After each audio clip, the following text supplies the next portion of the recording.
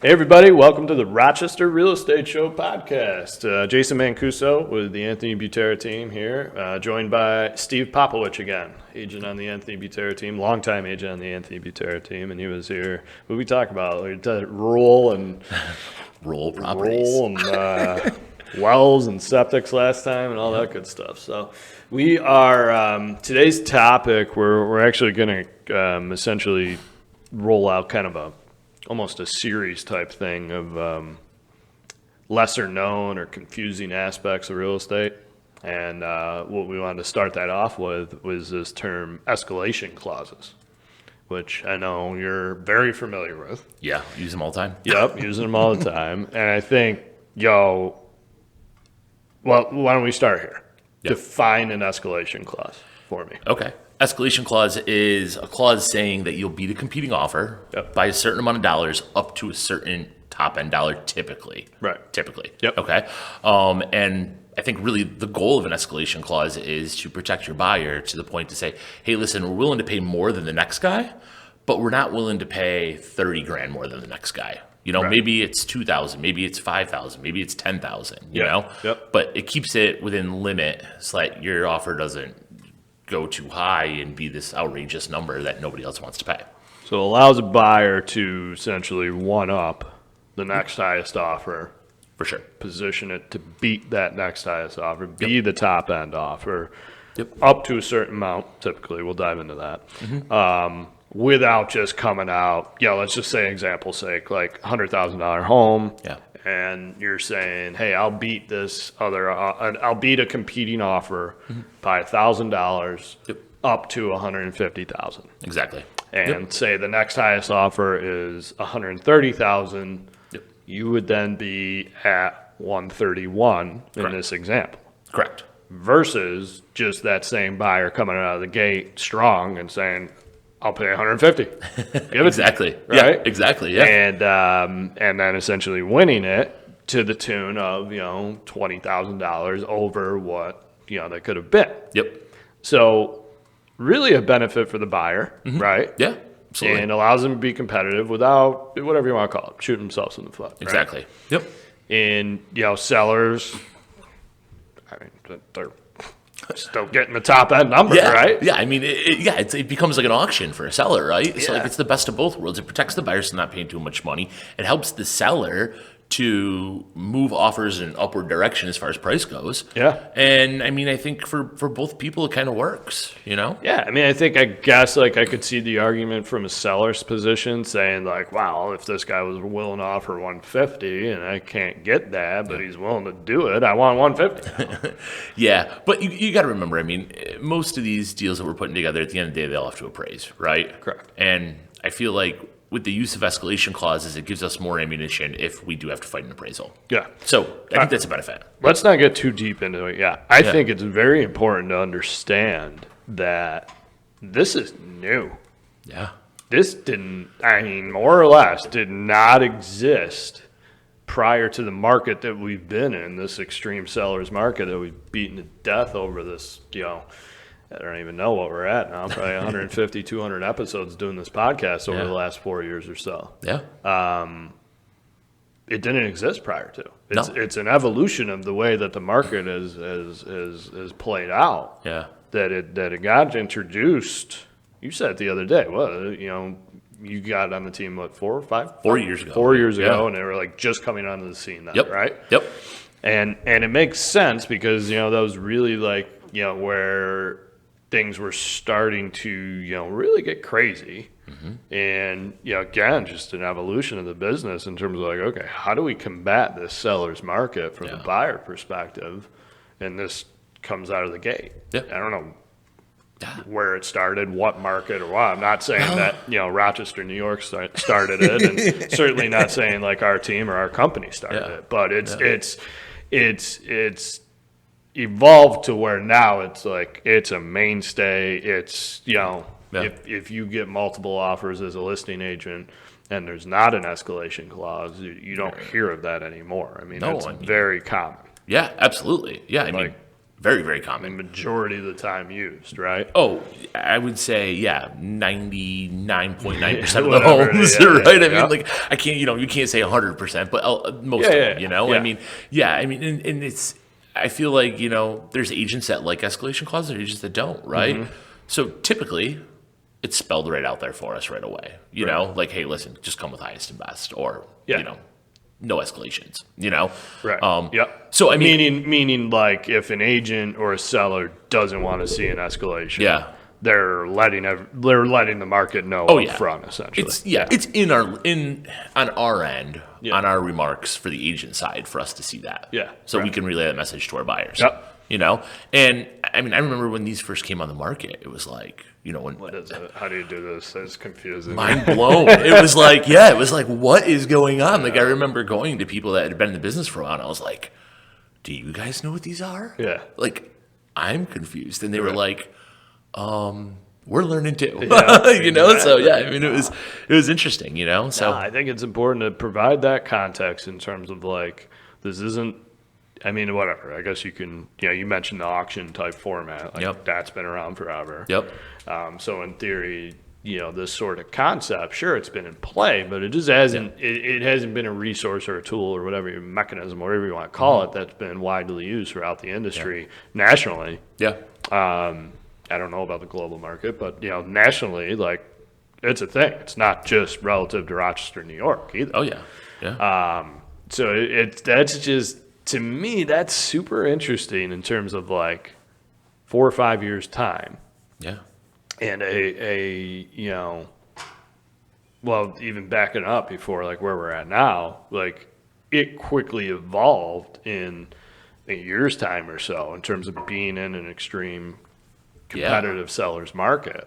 Of people in the industry realizing like, all right, we got to do something to like kind of make things more palatable to a degree, I guess. Exactly. I hate to say like easier, right? But I think it's a matter of like it provides a comfort level for the buyers. Sellers are ultimately happy with it because it just keeps getting tacked up and up and up and up, right? I think the only like, and I guess I'm saying only loosely, but I think the only downside to it is if you had a seller with the mindset of like, well, I just want everybody to give me their top number. And I think I can make an argument that in that case, without the escalations, they're probably going to get less. I tend to agree with you. Right? Because, you kind of, you get buyers that are still like skittish about overpaying. Absolutely. Right? Versus because of the unknown factor. For sure. Versus an escalation, like it reveals the next highest offer, and then as a buyer, like, all right, well, this guy's willing to pay it, and I want the house, and I'm good there. I only paid $2,000 more than the next guy. Right.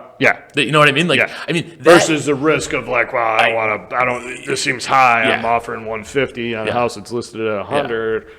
I really don't want to go that high. I'd rather get it at 130. It's just like everything. I mean, like gas. I mean, somebody's charging $5.50 a gallon. You're not going to stop there and fill up your tank. Right. You know what I mean? Same thing. Right. You want to feel like you're paying what the market allows. It's market-based pricing type of thing, right? For sure. No, that's good. All right, so what are some of the ins and outs of it? Like what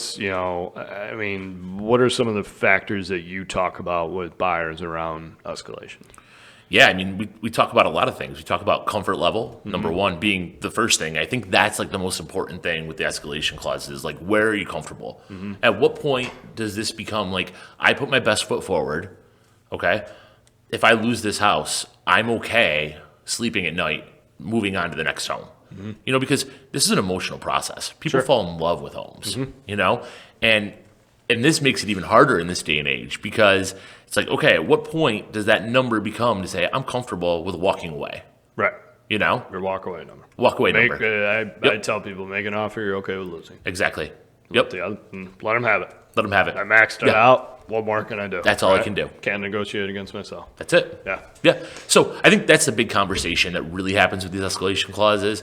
And then also, how much more are you willing to pay above somebody else, right? Because that number, we spell it out. So it really can be any amount. I mean, And, I think that depending on your buyer, different scenarios, depends on the dollar amount, right? Yeah. Well, I think that point has evolved too, where, it used to be smaller increments were totally acceptable. Yep. Not to say, I'm trying to think of when it first came on the scene. I don't think it was like $500. I yeah, remember. it wasn't like $1, but 500, 1,000 was totally acceptable. If you say you were beating another offer by $1,000, like I remember when I had my first listing with Escalation Clauses, like we're getting you $1,000 more.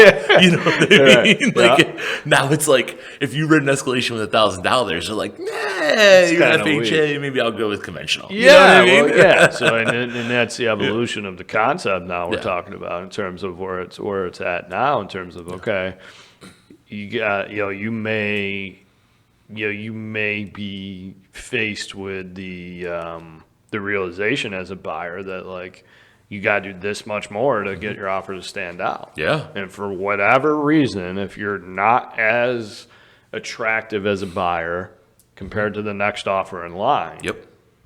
And the concept of this escalating factor, meaning like how much are you going to beat the next highest offer, is only $1,000. A lot of sellers are leaving a lot more money on the table than that based on terms or whatever the situation is. Absolutely. So essentially, you need to give the seller a reason to, be okay with jumping into bed with you, so to speak. Yeah, absolutely. That's the thing is like, listen, if I have two offers that are close in number, and one financing is a lot more rock solid than the other, if it's a couple $1,000s less, they're probably going to go with the rock solid. Yeah. Now if that's it's what 10, we would advise anyway, right? Yeah. Like, is it really worth chasing something as a seller? Mm-hmm.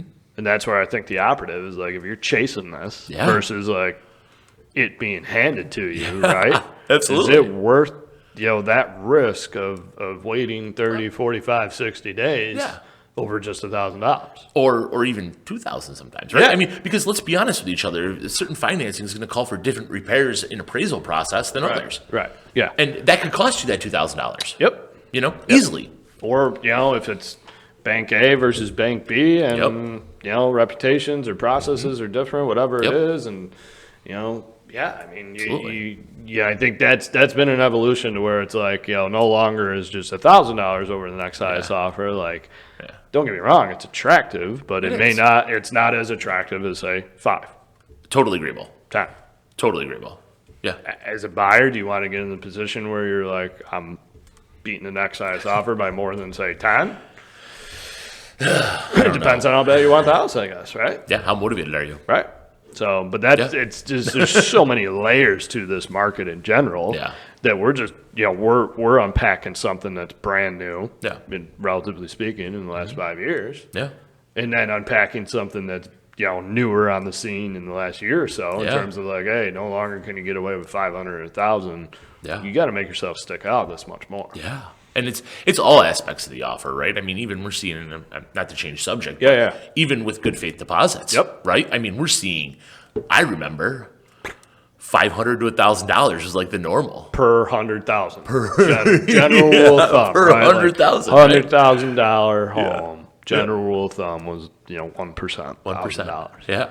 You write an offer with $1,000 deposit at this point, you're like very weak buyer. What are you doing? That's the perception, right? Yeah. You're telling the seller like this buyer is very tight on funds to close. Yeah. It's a risk. Could be a red flag. For sure. Sucks. But sucks. When we're on the listing side of the table, these are the conversations that we have to make sellers aware of. Yeah, we have to protect our seller. Right. Yeah. And again, it's all symptom of the market. Yeah. Sellers have the ability to do this and demand whatever the hell they want at this point, right? Yep, they do, for sure. Market shifts by definition goes back to a buyer's market. Yeah. Yeah, whether we get back to where $1,000 deposit is okay or not, I don't know. Maybe. Not to say that it can't. I haven't seen one in a couple years. Well, we've been on the extreme end of things. Yeah. You got to think like the opposite extreme of where we're at now. Yeah. And a buyer can be like, I'm going to do whatever the hell I want. You want to work with me. You're absolutely right. Yeah, those days. But I remember those days when I first got in the business. I could show somebody 10 homes and say, pick one. Yeah. Right. And then we wrote the offer for $20,000 under list price. And we went back to the agent. And the agent was like, oh, I don't know if they're going to do it. And then, an hour later, ding, accepted offer. Right. You know what I mean? Yep. So, those days are gone, but yeah. So one of the things that, so a lot of confusing elements in play with the escalations. Yeah. One of them, which us as a team, and was addressed within the brokerage too, but is the aspect of all right, well, the way it works is you have your base offer price, your initial offer price. Yes. Right. So in that example I rattled off, $100,000. Yeah. And you're escalating by, $1,000 over the next highest offer up to 150. Yeah. So the 100 is the offer price.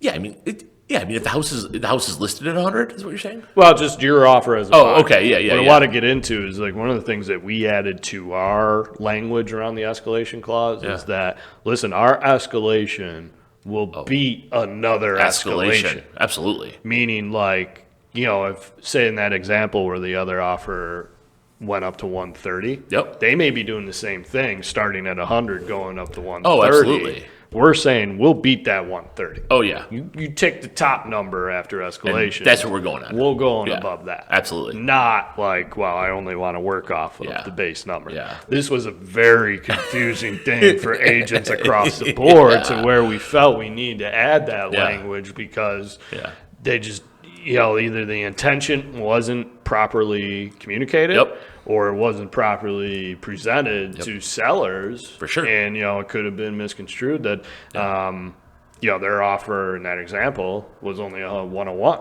Yeah. Right? When really, we were 131, right? We'll beat whatever the top end number you can prove. For sure. Yeah. Another element is the element of proof. Yeah. It's a huge element. Right? Yeah. So for an escalation to work, there has to be proof. Show me the proof. Give me something. Yep. Yeah. So as a seller's agent, as a listing agent, you have to provide. Now, you don't have to provide buyers' names, or even their agent's name. No. But you have to provide the proof in the contract that, or the offer that's made showing. Yeah. Again, back to the example, here's the offer that you're competing against that went up to 130. Yep. In order for the escalation to kick in. If sure. you don't have that, then it's it's a counter. It's not an escalation. Yeah, essentially it's a counter. And it's a counter, yeah. That's a good point because the seller has the right to counter at whatever they want, right? Yeah. And that kind of plays out a lot. It does. And it, it throws red flags, and it's a conversation we have with our buyers, right? And we say, wow, is this really, we've shown our hand, right? Right. We really have at the end of the day. We've shown our full hand on what we're willing to do. So if they're countering us, not escalating us, is this what you want to do? Yep. And it's up to the buyer at that It's up point. to them. Hey, do you want? Here's your opportunity to secure this house. Absolutely. Do you want it or not? I'm happy to negotiate for you. And that may cause them to just go to the next person. And essentially, it's call their bluff, right? Exactly. Because when you call that agent, you say, "Show me the proof," right? Yeah. They're like, "Oh." Right. Okay. Oh, well. Sometimes they have it. You know what I mean? And other times, I think most times they have it. do. I think, I think very rarely, if you're calling the bluff, so to speak, does it actually work? I'm not saying it doesn't. It doesn't. It does and it doesn't. The initial reaction, if you've called the bluff or not. Right. That call is. Yeah. You can tell, right? And that's where we come into play in terms of knowing how to read and get a feel for it and being able to advise a buyer. So we can go to a buyer confidently, because again we're dealing with people's lives here, exactly. Right? So we biggest financial decision, right? Yeah. Well, generally speaking, we love negotiating. Mm-hmm. I do anyway. I do too. Right? Absolutely. Like the gamesmanship around it. Poker, so to speak. Whatever, for sure. It's fun, right? Yeah. But we don't want to have fun at the expense of our clients. And then have to follow it up with sorry, that backfired. Yeah, that didn't work out. And now they're pissed. We like to have fun, but we like to win. Yeah. You know what I mean? Sure. Like you're not going into poker to bluff to lose. Yeah. You're going in it to win. Correct. Right? So best number. Yep. Best, everything. So ultimately on us, we're relaying our feel for it, the information that we have. Hey, you decide. Yeah. You can accept this, and, we got to get through attorney approvals, but it's yours. Yeah. Once that happens, or we can rock the boat. Yeah. And most buyers go, well, what do you think? What do you think, Steve? What are your thoughts? Do you feel comfortable with this? Mm-hmm.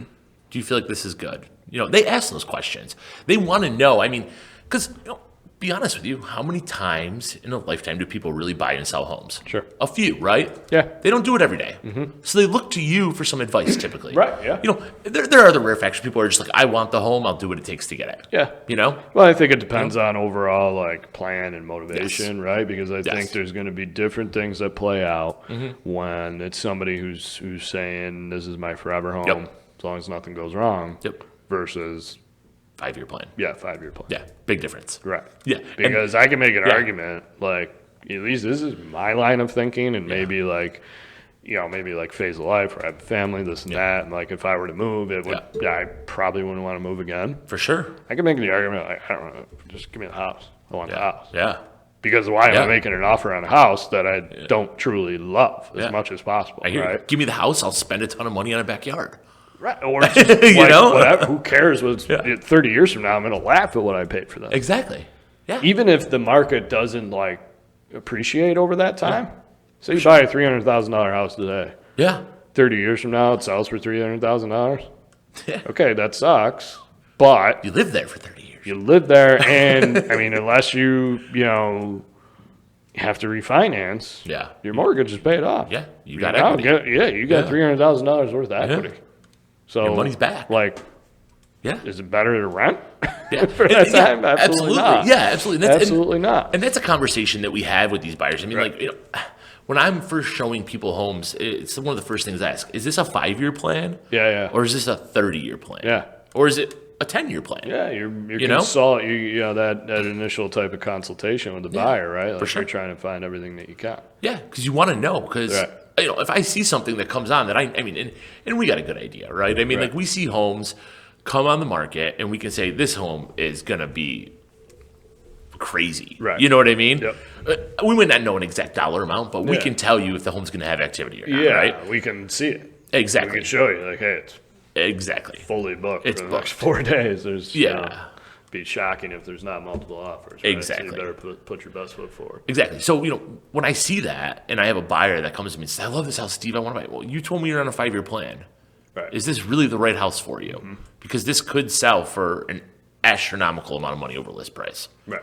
Is that the move you really want to make? Yep. Are you okay with it? Are you okay with it? Do you understand the risk? Are you okay? Are you comfortable with it? Yeah.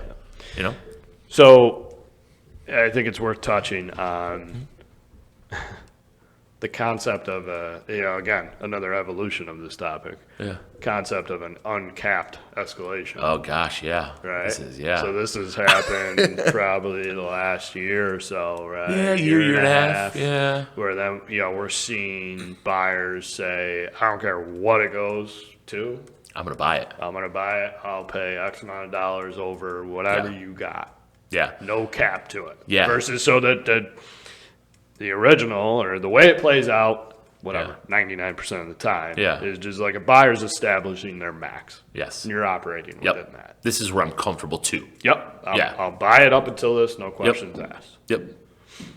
Now, it's evolved where buyers are like, I just want the house. I'll take it up to a certain amount. Yeah. Except they don't qualify that high, right? This is where it's it's we I don't know. I'll be brash to say it. Like, I don't think it's a good move because I think there's more intention for a buyer just to find out where they need to be at and then essentially decide at that moment if they're comfortable there or not financially. Versus the intention of like, I don't care what it costs. I gotta unload the Brinks truck. Yeah. Let's do it. Yeah. I got an endless amount of budget. If you're writing an uncapped escalation clause, your people better have a very solid financing cash proof that they can do it. Yes. Right?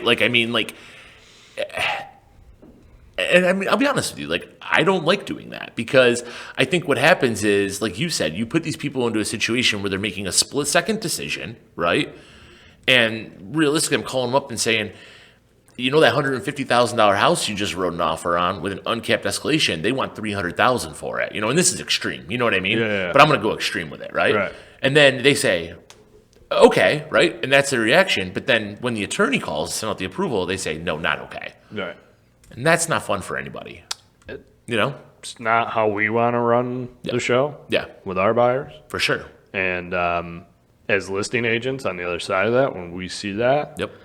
I hate to say red flag, but it's like we're not just getting excited about it right off the start. No, it definitely. It's like, okay, cool, Yeah. dude. Yeah, it's but like, I get it. But here's where you're going to be at. You going to be cool with that? yeah, exactly. And I'll put it Yes. this way. I've never had something stick.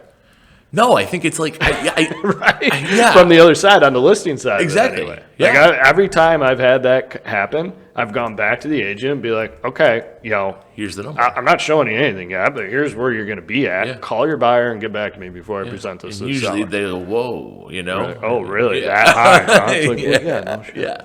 Yeah, right? Like, what do you think? You wrote uncapped. I mean, Right. yes, yeah. this is like, you didn't cap it. So you this are- is why I'm calling you. Yes. I want to see how serious you guys are. Exactly. And I've never had one come back be like, yeah, no, we're good there. We're comfortable. Yeah. It's always like, holy crap, you guys are really that high? Yeah. And I don't think, like, as far as, like, from an agent move, it's always the right move, right? Like, I could see why a buyer could say, don't cap it, right? Yeah. But I think, like, from, like, an agent perspective, like, I know when I get an uncapped escalation, I'm like, whoa.